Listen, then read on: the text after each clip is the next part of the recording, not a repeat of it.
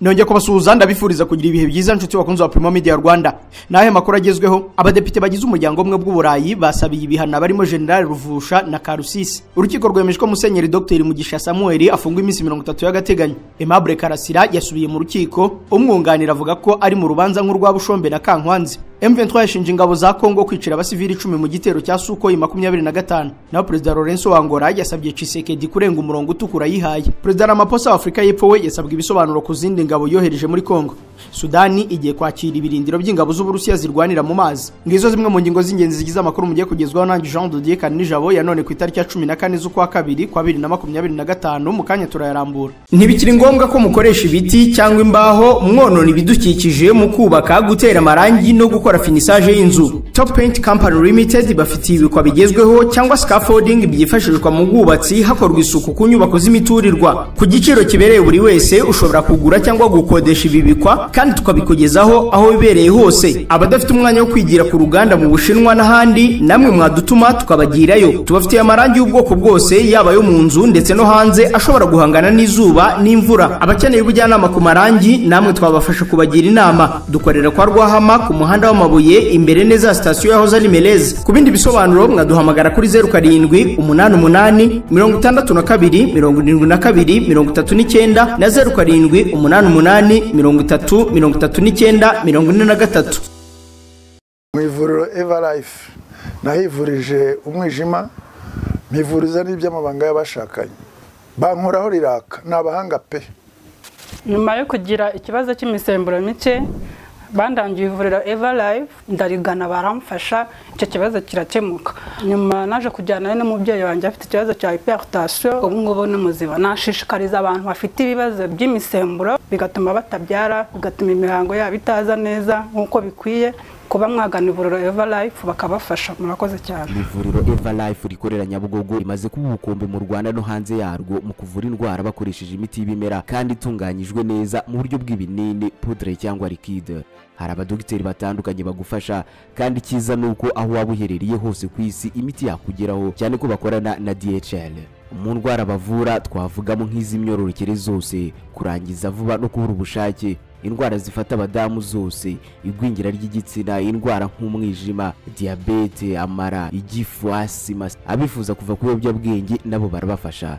Ku bindi bisobanuro wahamagara cyangwa ukandikira muganga. Everlife, icyizere cy'ubuzima. Ikaze muri amakuru arambuye, duhereye kuri ba musenyeri bo muri Republika ya Demokarasi ya Kongo nyuma yo guhora na M23 bakiriwe na President Kagame. President Paul Kagame yarayakiriye mu biro bye ba musenyeri bagize inama nkuru y'abepiskopi muri Republika ya Demokarasi ya Kongo. Iyi nama mu butumwa nyuje ku rubuga rwayo rwa X yavuze ko uru ruzinduko bagendereyemo President Paul Kagame rwari mu rwego rw'igihango cy'amahoro no kubana neza muri Kongo ndetse no gusohora igihugu mu bibazo kirimo. Cyakora bari abasenyeri nta byinshi batangaje mu byo baganiriyeho na President Paul Kagame. Ibiro bya President Kagame nabyo ntacyo biratangaza kuri uyu muhuro. Ba musenyeri bo muri Kongo bakiriwe na President Paul Kagame nyuma y'amasaha make bakiriwe Igoma n'umuhuzabikorwa wa Alliance Fleuve Congo Corneille Nangaa. Icyo gihe ba musenyeri ba Kiliziya Gatolika na Anglikani bemeranyije na Nangaa ku ngingo y'uko hakenewe kugira igikorwa kugira ngo intambara ikomeje guca ibintu mu burasirazuba bwa Kongo, aho ingabo z'iki gihugu zikomeje kurwanira na M23 ihagarare. Iyi nama y'abepiskopi Gatolika muri Kongo ni Anglikani zerutse gutangiza gahunda yo kuganira n'abanyekongo batandukanye hagamijwe gushakira uburasirazuba bw'iki gihugu amahoro. Arikepiskopi wa Gatolika i Kinshasa Cardinal Frodolin Ambongo aherutse gutangaza ko Kiliziya na Anglikani byiteguye kuganira na M23 kuko icy'ingenzi ari amahoro. Ni gahunda cyakora yamaganywe n'ishyaka UDPS rya Tshisekedi riri ku butegetsi, rigaragaza ko Kiliziya na Anglikani bidakwiye gukora igikorwa cya politike bitabiherewe uburenganzira na President Tshisekedi. Kiliziya Gatolika na Anglikani muri Kongo zishyigikiye imyanzuro y'abakuru b'ibihugu byo mu muryango wa Afrika y'Iburasirazuba no Afrika y'Amajyepfo irimo guhagarika imirwano mu burasirazuba bwa Kongo n'ibiganiro hagati ya leta ya Kongo na M23. N'abadepite bo mu muryango umwe bw'uburayi basabiye ibihano barimo General Ruvusha na Karusisi. Abadepite bo mu muryango umwe bw'uburayi basabye inama nkuru y'umuryango gukaza ibihano ku bagaba b'ingabo bakuru ba M23, abayobozi b'indi mitwe yitwaje intwaro cyo kimwe na bamwe mu bagaba b'ingabo z'u Rwanda ndetse na Kongo. Inteko ishinga amategeko y'umuryango umwe bw'uburayi kandi yasabye ko amasezerano y'uyu muryango yeruka kugirana n'u Rwanda yerekeye ubucuruzi bw'amabuye y'agaciro yaba ahagaze kugeza igihe ruzagaragaza ko rwahagaritse kwivanga mu bibazo bya Kongo no kohereza ku isoko mpuzamahanga amabuye acukurwa mu duce tugenzurwa na M23. Mu bayobozi b'ingabo z'u Rwanda basabiwe ibihano harimo Major General Nkubito Eugene uyobora division ya 3 ya RDF ikorera mu burengerazuba bw'u Rwanda, Major General Ruki Karusisi ukuriye umutwe w'ingabo zidasanzwe z'igisirikare cy'u Rwanda, na Major General Emile Ruvusha kuri ubu kuri ingabo z'u Rwanda zoherejwe kugarura amahoro mu ntara ya Cabo Cabo Delgado muri Mozambique. Iyi myanzuro ikubiye mu nyandiko yemejwe n'inteko ishinga amategeko y'ubumwe bw'Uburayi isohotse mu gihe u Rwanda rwari rumaze iminsi rusabirwa ibihano no gukomatanyirizwa ku rwego mpuzamahanga kubw'uruhare rushinjwa kugira mu ntambara zibera mu burasirazuba bwa Kongo rutahwemye guhakana. Perezida Paul Kagame mu kiganiro yahaye ikinyamakuru Jeune Afrique cyandikirwa mu Bufaransa avuga kuri ibi bihano yavuze ko nta bwoba na buke bimuteye. Yagize ati hagati yo guhangana n'ikibazo cyugarije ukubaho no guhangana n'ibikangisho byo guhana u Rwanda ku mpamvu imwe cyangwa iyindi nta no kubitindaho. Imbunda yanjye nayitunga icyo cyugarije ukubaho nkamera nkaho icyo kindi kitanahari. Ntabwo turimo guhangana n'ibintu bishya kuri twe. Twamaze imyaka myinshi duhanganye n'ibyari byugarije ukubaho kwacu. Twahuye n'ishyano ndengakamere mu 1994 warangiza ukaza kuntera ubwoba unkangisha ibihano ngurampanira ko nirwanyeho ukibwira ko ibyo ari ubwoba na buke binteye. Uyu mwanzuro watowe n'amajwi y'abadepite 443 bane batoye oya n'abandi 48 barifata. Uyu mwanzuro ariko ntabwo ari itegeko. Naho Burundi na Republika ya Demokarasi ya Kongo ntibyitabiriye inama yahurije impuguke mu bya gisirikare zo muri East Africa i Kigali. Burundi na Republika ya Demokarasi ya Kongo ntibyitabiriye inama y'iminsi 2 yahurije hamwe impuguke mu bya gisirikare mu muryango wa Afrika y'Uburasirazuba. Izi mpuguke ziri kwigira hamwe uko hashyirwaho uburyo bwo kubika mu buryo bw'ikoranabuhanga inyandiko zifashishwa mu nama n'imyitozo. Umuyobozi w'ihuriro ry'izo mpuguke Colonel Maurice Mayina yagaragaje ko bagiye kwigira hamwe uburyo bushya buzajya bwifashishwa mu kubika inyandiko hifashishijwe ikoranabuhanga aho kuba impapuro nk'uko byari bisanzwe. Yagaragaje ko gukoresha ikoranabuhanga bishobora gutanga umusaruro haba mu kubika amakuru mu buryo bwizewe, kugabanya amafaranga yagendaga ku ikoreshwa ry'impapuro no gukoresha igihe neza. Umukozi ukora mu bunyamabanga bwa East African Community Colonel Kapo Karangwa yashimangiye ko mu kwimakaza ikoranabuhanga bizoroshya uburyo bwo kugera ku makuru y'ibikorwa byatambutse, kwihutisha ishyirwa mu bikorwa ry'ibyemezo bifatwa no gushyira imbere ikoranabuhanga. Uretse Kongo n'u Burundi, ibindi bihugu bititabiriye iyo nama birimo Somalia na Sudani y'Epfo byagaragaje ko habaye izindi mpamvu zatumye batitabira. Mu makuru arebana n'ubutabera, urukiko rwategetse ko Musenyeri Dr Mugisha Samuel afungwa iminsi 30 y'agateganyo. Urukiko rw'ibanze rwa Muhoza rwategetse ko Musenyeri Dr Mugiraneza Mugisha Samuel wahoze ari umushumba diocese yashyira mu itorero Anglikani afungwa iminsi 30 y'agateganyo kugira ngo atazabangamira iperereza riri gukorwa ku byaha akekwaho. Musenyeri Dr Mugisha yaburanye urubanza kwifungwa n'ifungurwa ry'agateganyo asaba kurekurwa by'agateganyo kubera uburwayi, anahamya ko adashobora gutoroka ubutabera kuko ari umuntu ufite umuryango kandi aho aba hazwi. Umwanzuro w'urukiko rw'ibanze rwa Muhoza wo kuri uyu wa gatanu uvuga ko rwategetse ko Musenyeri Dr Mugisha afungwa iminsi 30 y'agateganyo kuko ibyakurikiranyweho bikomeye kandi bikaba bihanishwa igifungo kirenze imyaka 2. Rwanashingiye kandi ku kuba hagikorwa iperereza bityo ngo mu gihe yaba afunguwe by'agateganyo ashobora kuribangamira. Musenyeri Mugisha ntiyari mu cyumba cy'iburanisha gusa hari abo mu muryango we barimo umugore we, abapasiteri bo mu itorero Anglikani n'abaturage basanzwe. Uyu mushumba akurikiranywe ibyaha birimo kunyereza no gukoresha umutungo wa diocese mu nyungu ze bwite mu gihe yiyoboraga, itonesha n'ikene wabo ndetse n'ibindi. Ibibazo Musenyeri Dr Mugiraneza Mugisha avugwamo byatangiye kuvugwa mu ntangiriro za 2024 ubwo bamwe mu bapasiteri muri AR diocese yashyira bahindurirwaga imirimo n'inshingano bigafatwa nko kwikiza bashakaga kubangamira imigambi. Musenyeri Dr Mugisha Samuel yatawe muri yombi ku itariki ya 21 z'ukwezi gushize kwa mbere uyu mwaka wa 2025 nyuma yo gusezera ku mirimo yo kuyobora diocese yashyira avuga ko ari ku mpamvu ze bwite. Naho Minisitiri Ugira Shebuja yasabye urukiko rwa Afurika kutagwa mu mutego wa Republika ya Demokarasi ya Kongo. Minisitiri w'ubutabera akaba n'intumwa nkuru ya leta y'u Rwanda Dr Ugira Shebuja Emmanuel yasabye urukiko rwa Afurika rushinzwe uburenganzira bwa muntu kwirinda kugwa mu mutego wa Republika ya Demokarasi ya Kongo ushobora gutuma rutakarizwa icyizere. Ni ijambo risoza ukwiregura kwa leta y'u Rwanda yarezwe kwifatanya na M23 bikabangamira uburenganzira bwa muntu mu ntara ya Kivu y'Amajyaruguru. Minisitiri Ugira Shebuja yagaragaje ko iki kirego gishobora kugira ingaruka ku mahame y'uru rukiko bityo ko umwanzuro ruzafata kuri uru rubanza uzagena icyizere cy'imanza ruzaca mu gihe kizaza. Minisitiri Ugira Shebuja yashimangiye ko ikirego cyatanzwe na leta ya Kongo kirimo inenge nyinshi kandi ko nta shingiro gifite, asobanura ko kitujuje ibyibanze byatuma gihabwa agaciro. Mu nenge agaragaza harimo kuba leta ya Kongo yaratanze amakuru y'inyongera idasobanuye impamvu, kuba minisitiri wayo yarashatse gutera ubwoba abacamanza, anasobanura ko uru rukiko rudafite ububasha bwo kuburanisha igihugu ibyaha bitagikorewemo. Leta ya Kongo yatanze iki kirego mu kwezi kwa 8 kwa 2023 yasabaga uru rukiko kwemeza ko u Rwanda rwagize uruhare mu guhungabanya uburenganzira bwa muntu muri Kivu y'Amajyaruguru hanyuma rugafatirwa ibihano.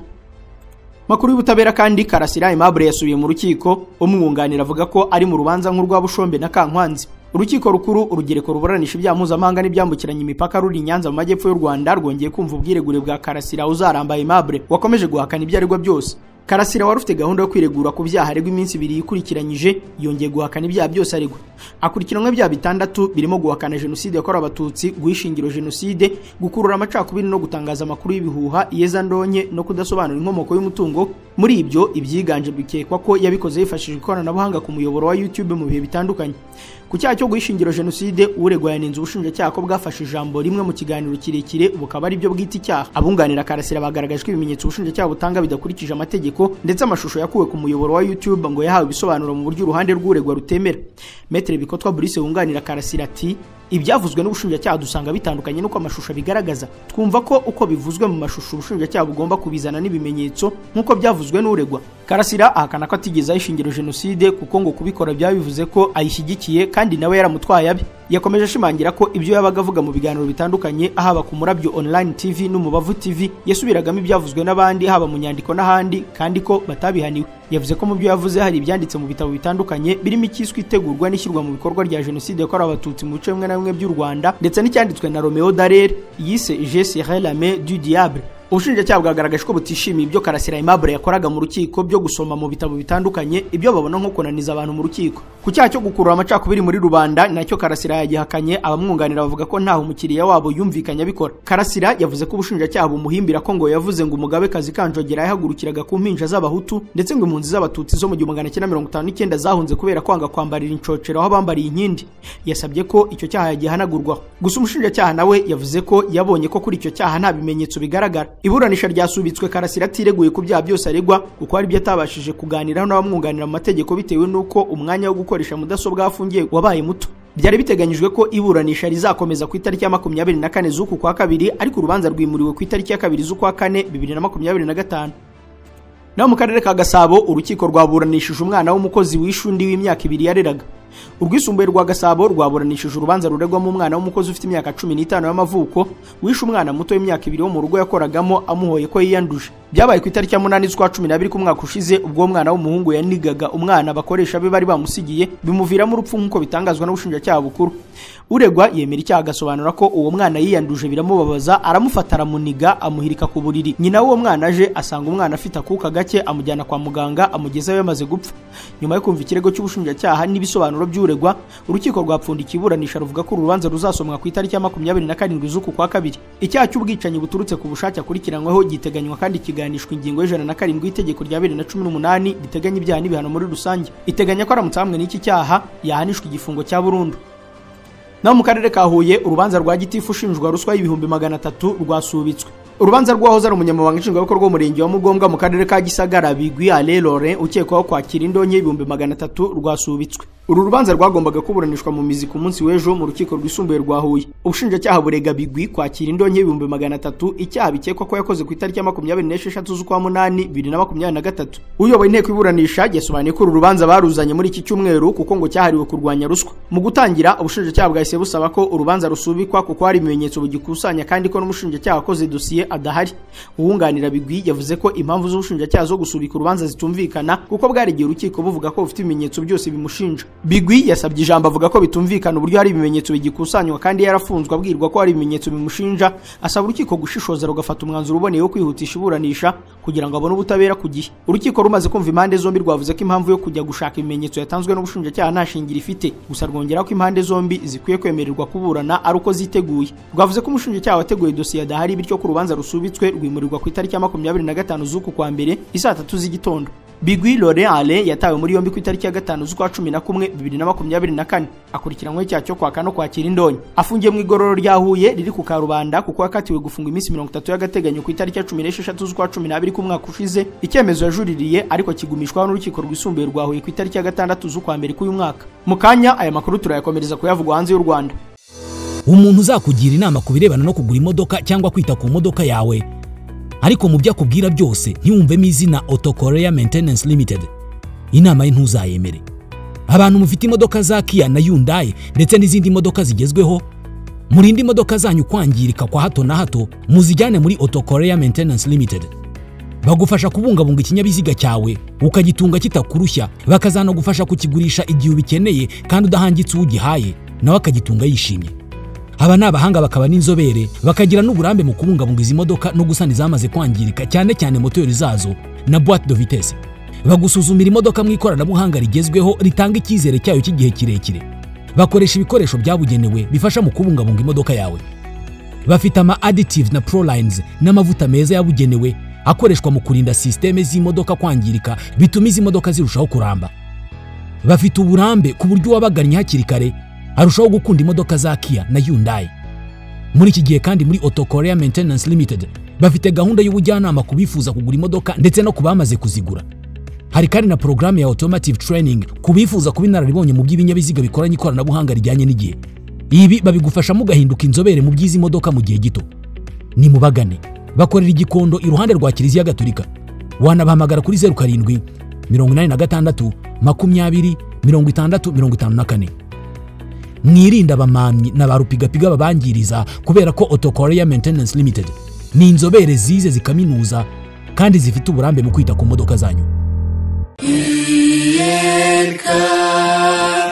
ngo byihekeye u Rwanda. Niba urangije amashuri yisumbuye ni byiza ko wumva inkuru.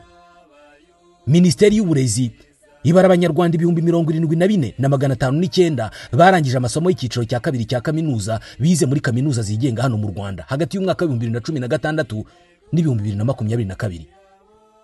Mbere ya jenoside yakorewe abatutsi mu gihe cy'imyaka 30 yose abarangije kaminuza mu Rwanda bose hamwe bari 2,000. Ariko uyu munsi kaminuza yigenga ya Kigali ULK yonyine imaze gusohora abanyeshuri barenga 40,000. Niba abantu benshi bakomeza kugana ULK n'uburezi bufite ireme iyi kaminuza itanga. ULK campus ya Kigali ifite ubushobozi bwo gucumbikira abanyeshuri barenga 2,200 mu buryo bwiza babona ibikenewe byose. Iki ni kimwe muri byinshi byoroshye imyigire muri ULK. Iyi kaminuza itanga amasomo y'icyiciro cya kabiri cya kaminuza cyangwa se bachelors harimo biology and chemistry, education in computer science and physics, languages and humanities in education, economics and business studies, social studies n'andi masomo menshi. Niba urangije amashuri yisumbuye iyi ni kaminuza igutegereje.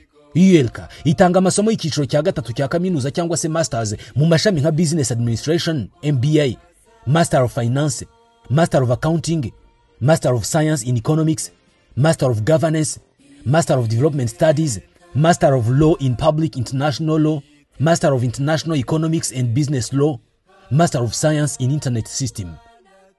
Hanyuma ninde watanga uburezi muri iki kinyejana ngo yibagirwe gushyiramo amasomo ya tekinike, imyuga n'ubumenyi ngiro?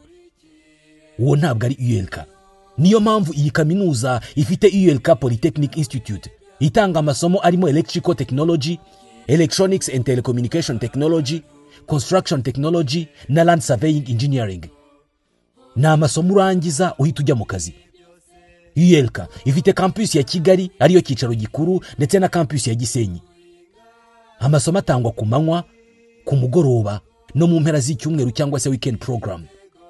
Abiga education hari na programme y'ibiruhuko izatangira ku itariki ya 23 y'uku kwezi kwa 12 kandi kwiyandikisha birimo gukorerwa kuri campus ya Kigali, ya Gisenyi cyangwa se ugahamagara campus ya Kigali kuri 07 88 30 40 cyangwa se campus ya Gisenyi kuri 07 88 30 87 Ushobora gusura kandi urubuga rwa internet rwa ULK ari rwo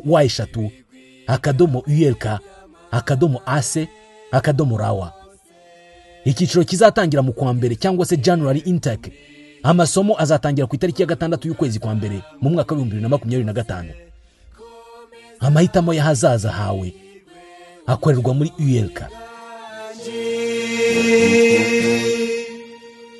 Makuru avuga hanze y'u Rwanda, M23 yashinje ingabo za Kongo kwicira abasivili 10 mu gitero cya Sukhoi 25. Umutwe twaje ntwaro M23 washinje igisirikare cya Repubulika ya Demokarasi ya Kongo kwicira abasivili mu gitero cy'indege y'intambara ya Sukhoi no gukomeretsa abandi 25. Umuvugizi wa M23 mu bya politike Lawrence Kanyuka yatangaje ko abo baturage bishwe n'amakompora y'indege yarashe mu bice bituwo cyane muri Karehe muri Kivu y'Amajyepfo ku munsi w'ejo. Muri iki gitero nko Kanyuka yakomeje abisobanura, iyi ndege yanasenye inzu z'abaturage ndetse n'ibitaro bikuru bya Karehe. Ati tumenyesheje abantu bose ko indege y'intambara Sukhoi 25 ya FARDC yajugunye amakompora mu bice bituwo cyane muri Karehe kuri uyu wa kane, yica abantu 10 hakomereka abandi 25, asenyuka inzu z'abasivile n'ibitaro bikuru bya Karehe. FARDC yagabye iki gitero nyuma y'umunsi umwe abarwanyi ba M23 bayambuye centre ya Karehe ndetse na centre ya Ihusi muri Kivu y'Amajyepfo. Ni ibitero binyuranye n'imyanzuro yafatiwe mu nama y'akuru umuryango wa Afrika y'Iburasirazuba no Afrika y'Amajyepfo irimo kwimirwano n'ubushotoranyi bigomba guhagarara leta ya Kongo ikaganira na M23. Kugeza ubu ntacyo uruhande rwa leta rurasubiza kuri ibi birego bya M23. Naho Perezida Lorenzo yasabye Tshisekedi kurenga umurongo utukura yihaye.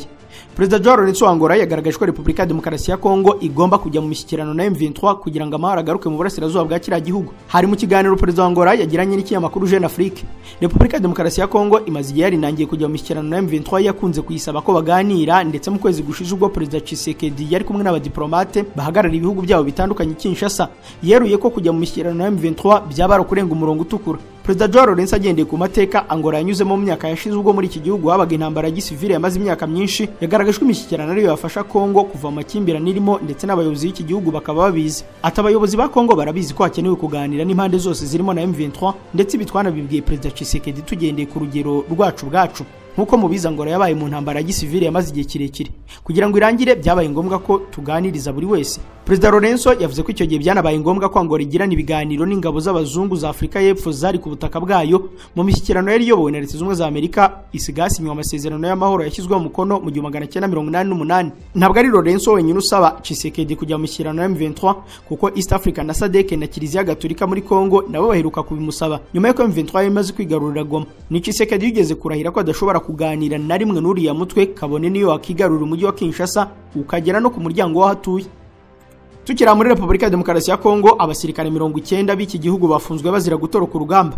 Ubushinjacyaha bwa gisirikare bukorera mu ntara Kivu y'Amajyepfo bukurikiranye abandi basirikare 90 baherutse kugerageza gutoroka urugamba. Igisirikare cya Kongo giherutse gufunga abasirikare 282 bahunze urugamba bari bahanganyemo na M23 bagakora ibyaha birimo ubwicanyi, gufata ku ngufu no gusahura. Aba baburanira mu rukiko rukuru rwa Bukavu. Aba basirikare bandi 90 bo batangiye kuburanishwa mu rwa gisirikare rwa Uvira aho bashinjwa ibyaha birimo kwambura abantu bakoresheje ibikangisho. Umushinjacyaha Lieutenant Colonel Luamba Sonje yasobanuye ko abasirikare bose bafashwe ubwo bageragezaga guhunga, bamwe muri bo bakaba bamaze kugera mu bwato mu ntara ya Tanganyika, kandi ngo bagerageje kurasana na bagenzi babo bashakaga kubafata. Lieutenant Colonel Luamba kandi yabwira urukiko ko abasirikare bafatanywe imbunda 59 zo mu bwoko bwa AK47 zirimo izitari zirimo amasasu. Abasirikare ba Kongo bakorera muri Kivu y'Amajyepfo bakomeje guhunga mu gihe batsindwa n'abarwanyi ba M23. Kuri ubu M23 iragenzura ibice byinshi byo muri iyi ntara birimo centre ya Karehe, Ihusi, Lumbishi, Minova na Nyabibwe. Uyu mutwe twaje intwaro usaba leta ya Kongo guhagarika ubwicanyi n'isahurwa ry'imitungo biri gukorerwa abatuye mu mujyi wa Bukavu. Wateguje leta ko nitabikora bwangu uyu mujyi nawe uzafatwa. Naho ya mirambo y'abasirikare ba Afurika y'Epfo bapfiriye muri Kongo yakiriwe mu cyubahiro. Imirambo y'abasirikare 14 ba Afurika y'Epfo bapfiriye ku rugamba n'umutwe wa M23 mu burasirazuba bwa Kongo yakiriwe mu cyubahiro ishyikirizwa imiryango yabo. Ni umuhango wabereye ku birindiro by'ingabo za gisirikare zigwanira mu kirere mu mujyi wa Pretoria. Perezida Cyril Ramaphosa ni umwe mu bari bitabiriye umuhango. Ramaphosa yavuze ko aba basirikare babaye intwari bagwa ku rugamba barwanira abavandimwe babo mu burasirazuba bwa Kongo. Yavuze ko bari bagiye kuri uru rugamba mu mugambi mugari wo gucecekesha imbunda ku mugabane wa Afurika. Iyi mirambo yagize muri Afurika y'Epfo nyuma y'ibyumweru birenga 2 by'urugendo rugoranye. Kuva aba basirikare bapfa, umwuka wabaye mubi hagati y'u Rwanda na Afurika y'Epfo, iki gihugu kigashinja u Rwanda ko ari rwo rwabigizemo uruhare. Gusa nyuma y'ibiganiro byabaye no gushyira umucyo ku by'urupfu rwabo, Afurika y'Epfo yacishije make. Hakurikiyeho uburyo bwo gushaka inzira yakwifashishwa mu gucyura iyi mirambo, biza kugorana cyane ko inzira y'amazi yari yarafunzwe na M23 hamwe n'iyo mu kirere. Uburyo bumwe bwari busigaye bwari ukunyuza iyi mirambo mu Rwanda kuko umupaka wa Kongo n'u Rwanda wo wari ufunguye. Tariki ya 7 z'uku kwezi nibwo imirambo yanyujijwe mu Rwanda ijyanwa muri Uganda inyuze ku mupaka wa Cyanika. Yahavuye ijya muri Afurika y'Epfo ariko inyuze muri Tanzania na Malawi ko hasiga abasirikare 2 ba buri gihugu bari baguye muri iyi ntambara. Perezida Ramaphosa yavuze ko igihugu cye gikomeje gukora ibishoboka byose kugira ngo intambara iri mu burasirazuba bwa Kongo ihagarare. Avuga ko inama iherutse ya SADC na EAC yatanze umurongo muzima ushingiye ku biganiro. Hagati ariko Perezida wa Afurika y'Epfo yasabwe ibisobanuro ku zindi ngabo yohereje muri Kongo. Inteko Ishinga Amategeko ya Afurika y'Epfo yasabye Perezida Cyril Ramaphosa ibisobanuro ku zindi ngabo aherutse kohereza muri Repubulika ya Demokarasi ya Kongo nyuma y'aho izigera kuri 14 zipfiriyeyo. Perezida wa Komisiyo ishinzwe ingabo mu Nteko Ishinga Amategeko Malusi Gigaba yatangarije SABC News ko itegeko risaba umukuru w'igihugu kumenyesha abadepite ko agiye kohereza ingabo mu mahanga buri minsi 7 kugira ngo ashyire mu bikorwa iki cyemezo. Gigaba yasobanuye ko iyo komisiyo imaze kubimenyeshwa nayo igeza ku nteko rusange iki cyemezo kugira ngo nayo gishyigikire cyangwa se cyange. Gusa ngo ibyo Perezida Ramaphosa ntabyo yakoze. Yagize ati icyo twakoze ni ukwandikira ibiro bya Perezida dusaba ko biduha ibisobanuro ku bintu bibiri. Icya mbere ni iki kibazo kuko icyo dushaka ni ugushimangira ko bagomba kubitumenyesha mbere y'iminsi 7 y'akazi. Uyu mudepite yasobanuye ko icya kabiri inteko ikeneye ibisobanuro ari inyito ubutumwa bw'ingabo za Afurika y'Epfo bwahawe kuko bwiswe bwo kurwanya inyeshyamba hagamijwe kubungabunga amahoro, kandi ngo iyi nyito irimo urujijo. Gigaba yagaragaje ko n'ubushize Perezida Ramaphosa yirengagije kunyura mu nzira yagenwe ubwo yafataga icyemezo cyo kongera ingabo za Afurika y'Epfo mu burasirazuba bwa Kongo, yabimenyesheje komisiyo nyuma y'iminsi 8 zaragezeyo. Uyu mudepite yavuze ibi mu gihe bivugwa ko Perezida Ramaphosa yohereje Lubumbashi muri Kongo abasirikare bari hagati ya 700 na 800 kuva ku itariki ya 30 z'ukwa mbere kugeza ku ya 7 z'uku kwa kabiri. Bivugwa kandi ko ku itariki ya 5 z'uku kwezi Ramaphosa yohereje Bujumbura mu Burundi indege ebyiri zuzuye abasirikare, aho biteganyijwe ko bagomba gukomereza mu ntara Kivu y'Amajyepfo muri Kongo. Afurika y'Epfo isanzwe ifite abasirikare babarirwa mu bihumbi mu burasirazuba bwa Kongo, bari mu kigo cya gisirikare mu mujyi wa Goma aho bacungirwa umutekano na M23. Naho Ubufaransa bwatangaje igihe ingabo zabwo zizashirira muri Senegal. Guverinoma y'Ubufaransa n'iya Senegal zemeranyije ko mu mpera z'uyu mwaka ingabo z'Ubufaransa zigomba kuba zaramaze kuva muri iki gihugu cyo mu burengerazuba bwa Afurika. Minisitiri w'Abanyamahanga w'Ubufaransa Jean-Noël Barrot na mugenzi wa Senegal Yassine Fall batangaje ko impande zombi ziri gukorana ngo icyemezo cyo kuvana ingabo z'Ubufaransa mu bigo bya gisirikare biri muri Senegal kigende neza. Russia Today yanditse ko abayobozi ku mpande zombi bari kwiga ku mikoranire mishya mu bya gisirikare yatuma impande zombi zibyungukiramo. Icyemezo cyo kwirukana abasirikare 350 b'Abafaransa bari bamaze imyaka myinshi muri Senegal cyafashwe nyuma y'uko Perezida Bassirou Diomaye Faye avuze ko ingabo z'igihugu cyabakolonije zitagomba gukomeza kuba iwabo. Ibinyamakuru byo muri Senegal biherutse gutangaza ko Ubufaransa bwamaze gusubiza iki gihugu ibigo 3 bya gisirikare byafunze mu gihe bwari buhafite ibigo 5. Biteganyijwe ko abasirikare b'Ubufaransa bazasoza kuva muri iki gihugu mu kwa 9 2025. Mu kwa 12 2023 kandi Ubufaransa bwacyuye ingabo 1500 zari muri Niger nyuma y'uko abasirikare bahiritse ubutegetsi mu kwezi kwa 7 uwo mwaka. Ibisa n'ibi kandi byabaye muri Mali na Burkina Faso aho ingabo z'Ubufaransa zirukanywe zishinjwa kunanirwa guhangana n'ibikorwa by'iterabwoba mu karere. Naho Sudani igiye kwakira ibirindiro by'ingabo z'Uburusiya zirwanira mu mazi. Minisitiri w'ububanyi n'amahanga wa Sudani Ali Youssef Ahmed Al-Sharif yatangaje ko Sudani n'Uburusiya byemeranyije kuri gahunda y'uko Uburusiya bwubaka ikigo cy'ingabo zirwanira mu mazi ku gice cy'inkombe cya Sudani kizajya gipakirirwamo ubwato bw'intambara bw'Uburusiya bukanahakorerwa mu gihe bwagize ikibazo. Mu kiganiro n'itangazamakuru umurwa mukuru w'Uburusiya Moscow ari kumwe na Minisitiri w'ububanyi n'amahanga w'Uburusiya Sergei Lavrov yavuze ko nubwo hari bihana iki gihugu cyabo cyafatiwe n'ibihugu byo mu burengerazuba bw'isi, Uburusiya bwakomeje gushimangira ubufatanye n'ibihugu bya Afurika. Ibiro ntaramakuru by'Abarusiya TASS byatangajwe impande zombi zumvikanye kuri iyi gahunda bwa mbere mu kwa 12 2020. Biteganyijwe ko iki kigo kizubakwa kizajya gifasha mu gusana no kongerera imbaraga ubwato bw'ingabo z'Uburusiya.